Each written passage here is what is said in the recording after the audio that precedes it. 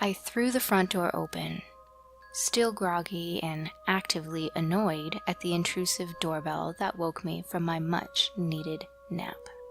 An unmarked package, about the size of a shoebox, was the only thing on the other side of the door. I scanned the front yard and down each side of the street, but saw no sign of anyone. I brought the box inside the house, tossed it on the kitchen table, and then called my husband, Jeremy. "What did you waste more money on this time, dear?" I asked playfully. "More shoes?" I haven't ordered anything in a week or so, he replied. I'll be home in a few, though. We said a quick goodbye, and I focused my attention back on the mysterious package. I shook it a few times and noticed that it felt like a single, bulky item. Taking great care, I slid a sharp knife around the edges of each flap and eased it open. Laying lonely in the box was a doll.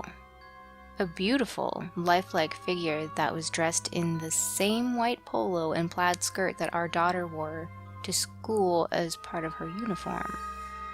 Even the doll's hairstyle was exactly the same. Light brown curls that graced the tip of its shoulders.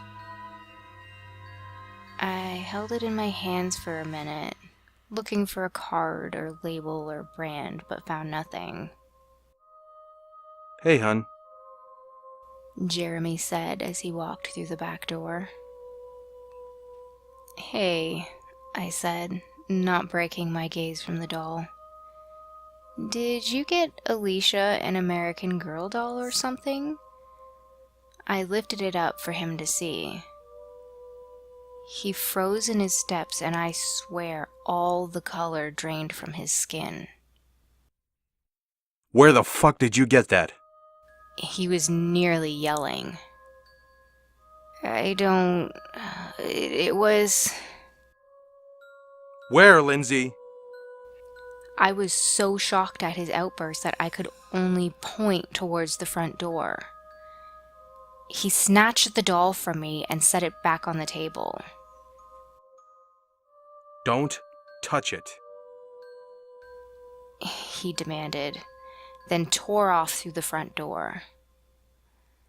I followed him out and watched as he searched the yard and into the street. He pulled out his phone and leaned against his unmarked Crown Vic. Captain Wilson? He said into the phone. It's McCormick. He caught me eavesdropping, then lowered his voice and walked further away.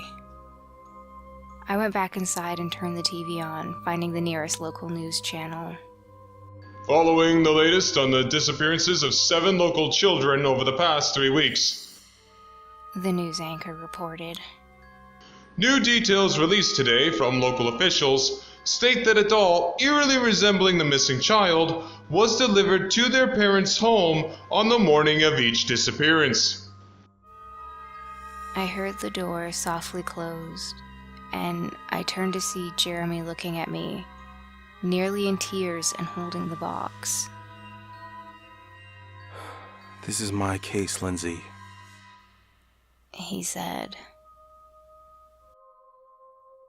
I thought we'd catch him by now. I'm sorry.